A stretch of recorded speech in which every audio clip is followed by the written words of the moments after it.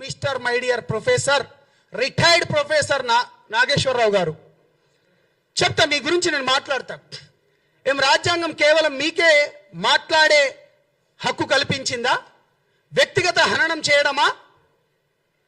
లేకపోతే ఏంటిది విశ్లేషణ పేరుతోని? ఇదే కదా మీరు చేస్తుంది. మీరు రెండు మూడు మాటలు అనే ముందు తెలంగాణ ప్రాంతాన్ని మీరు అనేక సందర్భాలలో తీసుకొస్తారు.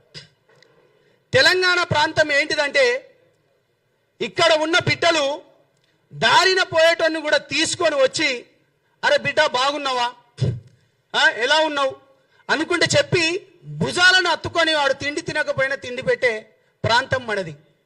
మీరు కేవీఆర్ గురించి మాట్లాడారు.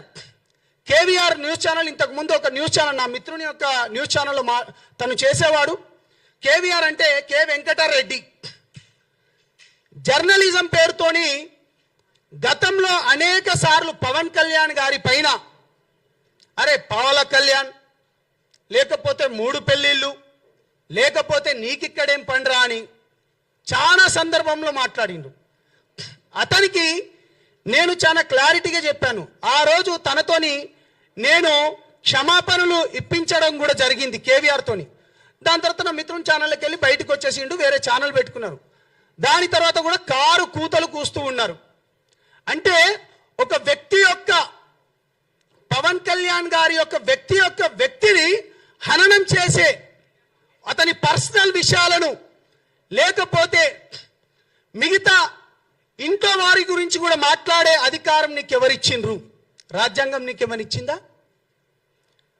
ప్రొఫెసర్ నాగేశ్వరరావు గారు, మీరు మాట్లాడుతూ ఒక మాట అన్నారు. ఏమన్నారు? నేనేం మాట్లాడినా, మీరు ఏం మాట్లాడింది అనేది నేను ఒక మాట మీకు ఒక వీడియో చూపిస్తాను. మీరన్నదే. ఈ కేసు ఆల్రెడీ అయిపోయింది కదా, ఇది నేను చెప్పింది కాదు. చషబిషలు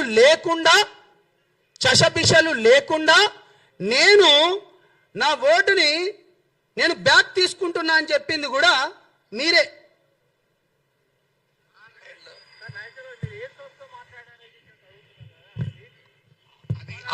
నేను చేసిన కామెంట్స్ ఆల్రెడీ విత్డ్రా చేసుకున్నాను. జనసేన పార్టీ దాన్ని ఆహ్వానించింది, తన క్యాడర్ కూడా విజ్ఞప్తి చేసింది, ఇంకేమీ మాట్లాడకూడదు, ఇది ముగిసిన అధ్యాయం అని. ఇక ముగిసిన అధ్యాయం నుంచి మళ్ళీ తిరగడం ఎందుకు? దానివల్ల ఏం పర్పస్ అవుతుంది?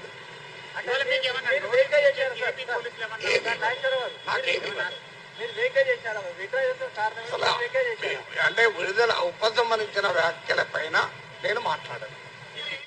రైట్ అన్నా, ఈ మాటలు నేను మాట్లాడింది కాదు.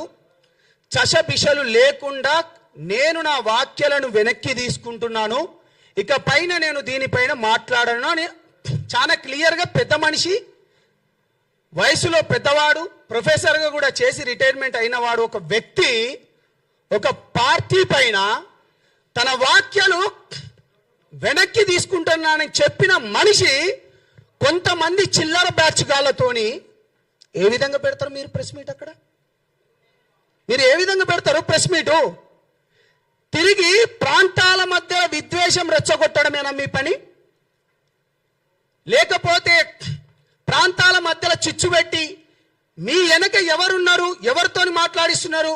ప్రొఫెసర్ నాగేశ్వర్, నేను నిన్ను నాగేశ్వరరావు గారు అనను. పవన్ కళ్యాణ్ గారిని నువ్వు ఏకవచనంతో ఎప్పుడైతే పిలిచినావో నువ్వు నీ మర్యాద కోల్పోయినావు.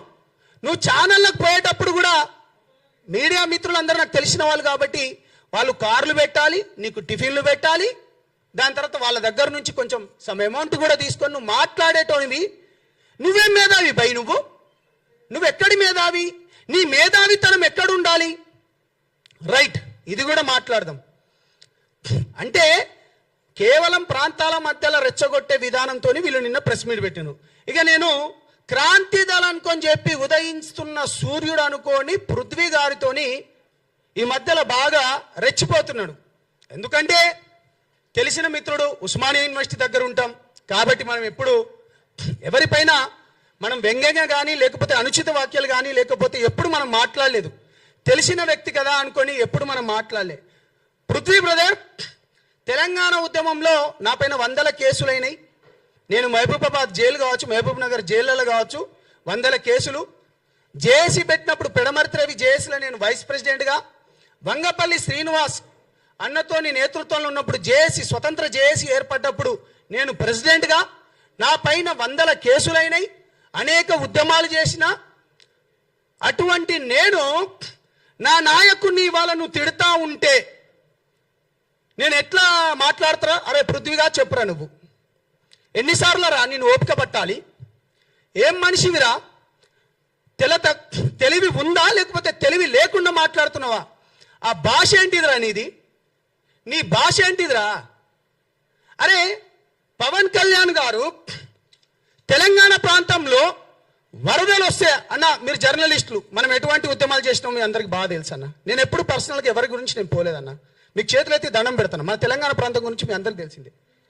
ఇవాళ పవన్ కళ్యాణ్ గారు తెలంగాణ ప్రాంతంలో వరదలు వస్తే 2 కోట్ల రూపాయలు 2020లో ఒకసారి వస్తే, 2024లో ఒకసారి వస్తే, అప్పుడు 1 కోటి, దాని తర్వాత 1 కోటి ఇచ్చిండు. దాని తర్వాత కొండగట్టు ప్రాంతంలో 35 కోట్లు ఇచ్చిండన్న. మీరు జర్నలిస్టులు అన్న, మీకు తెలుసు. బస్సు యాక్సిడెంట్ అయ్యి 35 మంది చనిపోతే అప్పుడున్న ముఖ్యమంత్రి రాలేదన్న.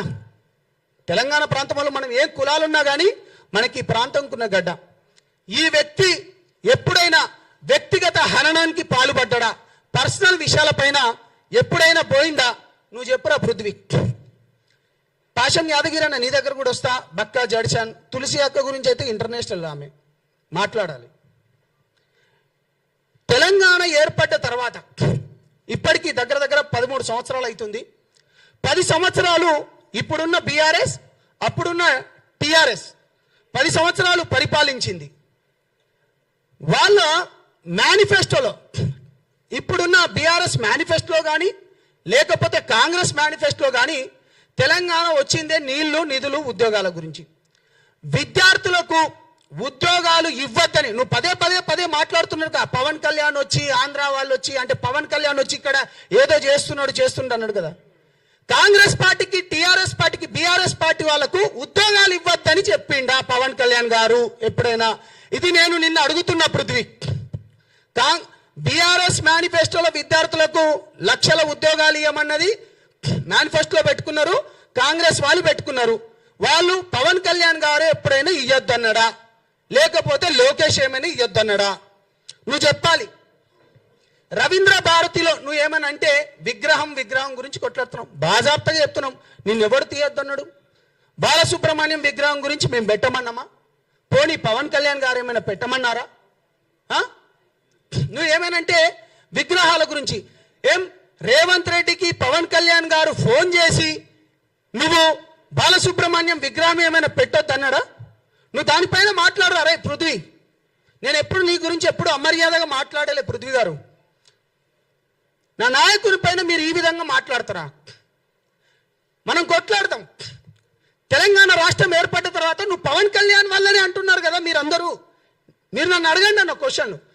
నేరేళ్ల ఘటన జరిగింది. దళిత బిడ్డలను ఇసుక మాఫియా చేసి తీసుకుపోయి చంపివేసి అన్న వాళ్ళని ఎట్లా కొట్టింది తెలుసా? 3rd degree చేసిండ్రన్నా. ఇప్పటికి వాళ్ళు మొత్తుకుంటున్నారు. వాళ్ళ కింద వెళ్ళి 3rd డిగ్రీ చేసి అప్పుడున్న ఎస్ఐ ఎస్పీలు కొట్టిండన్నారు. ఏం దానిపైన ఏమో మాట్లాడలే. నేను మాట్లాడిన జనసేన నుంచి, నేను జనసేన జెండా ఎప్పుడైతే కప్పుకున్నానో నేను మాట్లాడినా. నేరేళ్ల ఘటన పైన నేను మాట్లాడినా. ఇవాళ పేదల భూములు, ఎస్సీ ఎస్టీ బీసీల భూములు ఆడ ఫార్మాసిటీ పేరుతోని, గత ప్రభుత్వం ఫార్మాసిటీ, ఇప్పుడున్న ఫ్యూచర్ సిటీ అని చెప్పి ఆ లంబాడి, ఆ బీసీ బిడ్డలై, యాదవ గౌడ బిడ్డలై, లేకపోతే మాదిగ మాల బిడ్డలై భూములు లాక్కోపోతా అంటే ఏడపన్నవరా పృథ్వీ? మాట్లాడదాం. లగచర్ల విషయంలో బేడీలేసి ఆ భూములను కూడా రైతులను బేడీలేసి సంగారెడ్డి జైల్లోకి తీసుకపోతే మేం మాట్లాడినాం రా భయ్, మేం కొట్లాడినాం. ప్రజా సమస్యల పైన పోరాడుతున్న వామనరావు కేసు మీ అందరికీ తెలిసే ఉంటుంది. ఒక లాయర్ని పట్టపగలు చంపివేసిండ్రు ప్రజా సమస్యల పైన మాట్లాడితే. భూపాలపల్లి దగ్గర, ఇక్కడ గోదావరిఖండ్ సైడ్, అటు సైడ్ మాట్లాడినారా నువ్వు? నేను మాట్లాడినా చెప్తున్నాం కదా.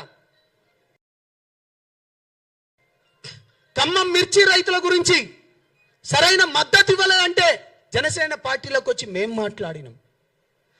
ఇంటర్మీడియట్ విద్యార్థులు 23 మంది చనిపోయి అప్పుడున్న గ్లోబరీన సంస్థకి ఇచ్చిండని చెప్పి ఈ తెలంగాణ బిడ్డలు చనిపోతే ఇగో ఇక్కడున్న శంకర్ గౌడ్ గారు, నేను, తమ్ముడు రెడ్డి, దాని తర్వాత మన మిత్రులు ఇక్కడ ఉన్న వాళ్ళందరూ, స్టేజ్ మీద ఉన్న వాళ్ళందరం మేము కొట్లాడినాం. మేమేమైనా చెప్తున్నామా? ప్రజా సమస్యల పైన, భూముల పైన కావచ్చు, సంక్షేమ పథకాల పైన కావచ్చు మేము కొట్లాడుతున్నాం, మేము మాట్లాడుతున్నాం. మీడియా మిత్రులందరికీ చేతులెత్తి దండం పెడుతున్నా. నేను ఒక మాట చెప్పదలుచుకున్నా. పవన్ కళ్యాణ్ గారి పైన ఇవాళ ఇంత ఎందుకు చేస్తున్నారంటే హిందూ ధర్మం పైన మాట్లాడడమే చేసిన తప్ప పవన్ కళ్యాణ్ గారు. హిందూ ధర్మం పైన పవన్ కళ్యాణ్ గారు మాట్లాడడం చేసిన తప్ప దేశం గురించి, ధర్మం గురించి మాట్లాడుతుంటే అవాకులు చవాకులు పేల్చడం మీ తప్ప. నిన్న మీడియా వాళ్ళు మీరందరూ ఉన్నారు కదా, వీళ్ళందరూ లెఫ్ట్ వింగ్ కాదా? తులసి చంద్ ఎప్పటికీ మాట్లాడదు. దాని తర్వాత నాగేశ్వరరావు ఎటువంటి బేవచాలు మీరు చూడండి అన్న. మీరు నాకు ఏ క్వశ్చన్లు అయినా వేయండి, నేను మాట్లాడతా. దాంట్లో మెజారిటీలో కూర్చున్న వాళ్ళందరూ, మెజారిటీలా నేను అనేది మెజారిటీ లెఫ్ట్ భావజాలం ఉన్నోళ్ళు కాదా? మీరు దేశం పైన, ధర్మం పైన కొట్లాడటానికి సౌత్లోకి వెళ్ళి పవన్ కళ్యాణ్ గారికి మంచి ఆదరణ వస్తుందని చెప్పేసి అందరినీ ఏకఛత్రాధిపత్యం పైన నడుపుతున్నాడని ఇంత కుళ్ళెందుకురా బాబు మీకు? నువ్వు హెరిటేజ్లను దాడి చేస్తున్నావు, చేసుకోరా భయ్, మాకేముంది? నువ్వు ప్రొఫెసర్ నాగేశ్వరరావు ఆంధ్రప్రదేశ్లో అక్కడి నుంచి పంపించానుగా. ప్రొఫెసర్ నాగేశ్వరరావు మీ దాంట్లో మాట్లాడుకుంటూ కొంతమంది చెప్పిండ్రు కదా, పోలీసు వాళ్ళు వచ్చిండ్రు అనుకుంటే మీరు ప్రాంతాల మధ్యలో రెచ్చగొడుతున్నారు కదా. బుద్ధున్నారా బెదవల్లారా? పోలీసు వాళ్ళు వచ్చినట్టు ఒక్క రుజువు చూపియండి రా. నేను తెలంగాణ పెట్టాను రా, నేను కట్టర్ తెలంగాణ వాదిని, 100 కేసులైనని. మీ పైన ఏడైనారా? మీ ముండామో పిల్లారా, మీ పైన కేసులు ఏడైనాయిరా? అరే నేను జైల్లోకి పోయినన్నా, నేను జైల్లోకి పోతే నాకు బెయిల్ ఇవ్వలేదన్నా, నేను ప్రత్యక్ష సాక్షిని. నాతోని శ్రీశైలం అనేటోడు నా పైన 100 కేసులు వేస్తే మహబూబ్ నగర్ జైళ్ళల్లో 8 సంవత్సరాలు తిరిగిండ్రా.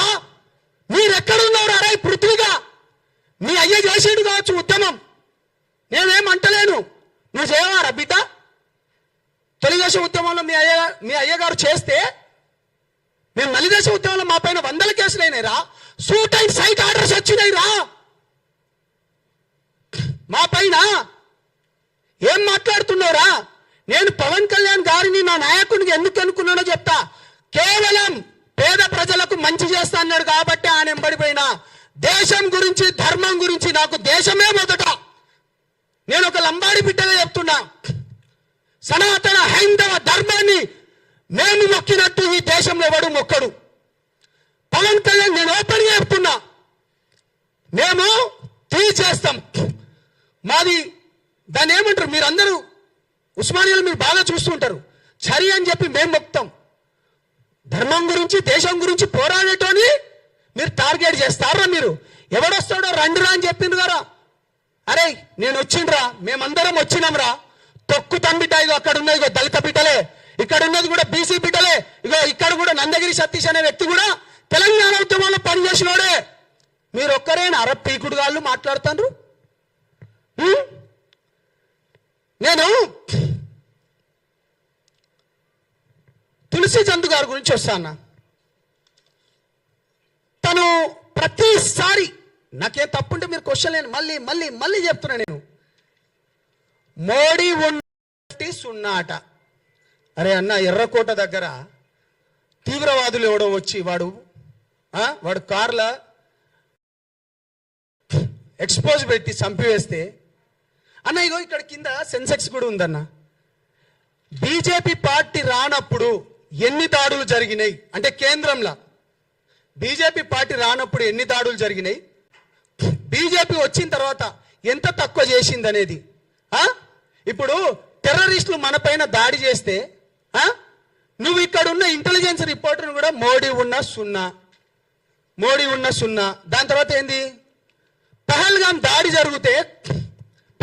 దాడి జరిగితే మోడీకో బోలో, ఇంకేంది పహల్గాం టెర్రర్ అట, మోడీకో బోలో అట.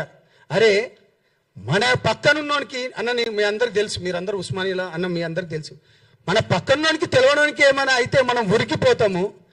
నువ్వు ఇండివిజువల్ జర్నలిజం పేరుతోని నువ్వు ఏం మాట్లాడతావు తులసి చందమ్మ? నువ్వేం మాట్లాడతావు? సొయ్యుండి మాట్లాడతావా, సొయ్యి లేక మాట్లాడతావా? లేకపోతే ఆపరేషన్ సింధూర్ పైనట, ఆపరేషన్ సింధూర్ పైన విద్వేష వైరస్ కు కొత్త ఆపరేషన్ అట. ఏంటిది ఇది? ఏం జర్నలిజం చేస్తున్నావు నువ్వు? ఏం మాట్లాడుతున్నావు అమ్మా? అదేవిధంగా గౌరవనీయులు పాషం యాదగిరి అన్న, ప్రొఫెసర్ నాగేశ్వరరావు గారిది నేను ఎక్కువ వీడియోలు నేను చూడను, కానీ నీది నేను మంచిగా చూసేటోను అన్న. నువ్వు మాట్లాడితే చాలా మంచిగా మాట్లాడతావు. ఎందుకంటే గత ప్రభుత్వంలో ఉన్నప్పుడు కూడా ఏంది అప్పుడున్న ముఖ్యమంత్రులు కూడా ఏ విధంగా మాట్లాడతారో, ఏ విధంగా పనులు చేస్తామని చెప్పేటోను. నీకు కాటికి కాలు చాపుతున్నావు నువ్వు కూడా ఇట్లా మాట్లాడడం పద్ధత అన్న? నువ్వు గౌరవం ఉందా అన్న? నువ్వు మాట్లాడే ఏమైనా ఇంగిత జ్ఞానం ఉందన్నా? నువ్వంటే నాకు గౌరవం ఉందన్నా, బుద్ధి ఉండాలి కదరా అన్న నీకు. ప్రేమతో అంటున్నా, అరే రా అని అడ్జస్ట్మెంట్ చేసుకో, ఏం కాదు. మా అధ్యక్షుడి గురించి అన్న ఒకటి. అరే పాషం యాదగిరి అన్న, ఏం మనిషిరా అన్న నువ్వు? 5 పెళ్లిళ్ళు చేసుకోండి, నిన్నెవడు చేసుకోవద్దన్నారా? రాజ్యాంగబద్ధంగానే చేసుకున్నాడు గారా. ఏంద్రా ఈ పెళ్లిళ్ళ గోలా? ప్రతిసారి ముండా కొడుకులకు అరే మొగోడు చేసుకున్నారా పై బాజాప్తగా చెప్తున్నా, తెలంగాణ ముచ్చట్లే చెప్తున్నా. ఏంద్రా మీ బాధ? రాజ్యాంగం ప్రకారమే చేసుకున్నాడు. ఏనంటే 3 పెళ్లిళ్ళు, అరే వేషాలు వేసేటోళ్ళు, బూడిదలు పూసుకునేటోళ్ళు. నీకు వద్దన్నమన్నా. తెలంగాణ ఉద్యమంలో నేను తెలంగాణ సినిమా ఆర్టిస్ట్ అసోసియేషన్గా నేను పనిచేసిన, నేను జనరల్ సెక్రటరీగా ఉన్నా, అనేక మందికి నేను కార్డ్స్ ఇచ్చిన, నేను రియాలిటీ షో కూడా చేసిన. మరి తెలంగాణ వచ్చినప్పుడు ఇదే రసమై బాలకిషన్ అన్న అప్పుడు ఒక మంత్రిగా ఉండేటోడు, 7 ఎక్కర్ల మీటింగ్ కూడా జరిగింది. అప్పుడు నాగార్జున గారు, చిరంజీవి గారు కూడా వచ్చింది అనుకుంటా. దాని తర్వాత చాలా మంది హీరోలు వచ్చిండ్రు. తెలంగాణ ఆంధ్ర ప్రాంతం విడిపోయినప్పుడు ఇది మీకు తెలవాలి కాబట్టి చెప్తాను. ప్రతిసారి సినిమాలు మీవి, బూడిదలు మీ తెలవాలిరా భయ్. మీకు 300 కోట్లు ఉండే అప్పుడు తెలంగాణ మన తెలుగు ఫిలిం ఛాంబర్లో. అప్పుడు అది ఏపీ ఫిలిం ఛాంబర్ అని ఉండే. 300 కోట్లు ఉంటాయన్నా, మీకు తెలవాలి. నేను చెప్పిన, అరే మీరు 150 కోట్లు తీసుకోండి, మేము 150 కోట్ల లెక్క తీసుకుంటాం. అప్పుడున్న తేజాతోని, దాని తర్వాత ఇప్పుడు ఇతను ఉన్నాడు కదా రాణా వాళ్ళ ఫాదర్ పేరు సురేష్ బాబు, వాళ్ళతోని మాట్లాడుకొని మేము అప్పుడు ఒక స్కూల్ కూడా పెడదాం అనుకున్నాం. అరవింద్ గారితో కూడా నేను అప్పుడు మాట్లాడినా. అటువంటిది తెలంగాణ వచ్చిన తర్వాత నీ తెలంగాణ వచ్చింది, అయిపోయింది. మరి ఎవడు విడగొట్టలే? మరి దాన్ని ఎవడు తీయలే? మరి ఇప్పటిదాకా 13 ఏళ్ళు అయింది. ఒక ఫిలిం ఛాంబర్ ఏమైనా ఉందా? రసమై బాలకిషన్ అప్పుడు అన్నాడు, తెలంగాణ వచ్చింది, అయిపోయింది, ఇంకేం లేదు. బుద్ధి ఉండాలిరా, తెలుసుకోండి. మేము కొట్లాడినాం. ఒక నీతి నిజాయితీ పరుడు పైన మాట్లాడితే ఈ విధంగా ఏం కాళేశ్వరం పైన మాట్లాడదాం పాండి? నిజంగా మీకు చిత్తశుద్ధి ఉంటే మీరు ప్రతిసారి అంటారు కదా ఎస్సీ ఎస్టీ బీసీ బిడ్డల గొంతుక లెక్క అంటారు కదా, మీకు దమ్ముందా? రండి పోరాడదాం. ఇవాళ ఇక్కడ ఉన్నాయని ఎవరు? ఒక బీసీ బిడ్డ కాదా? ఒక బీసీ బిడ్డకు నామినేటెడ్ పదవి ఇయ్యలేదా?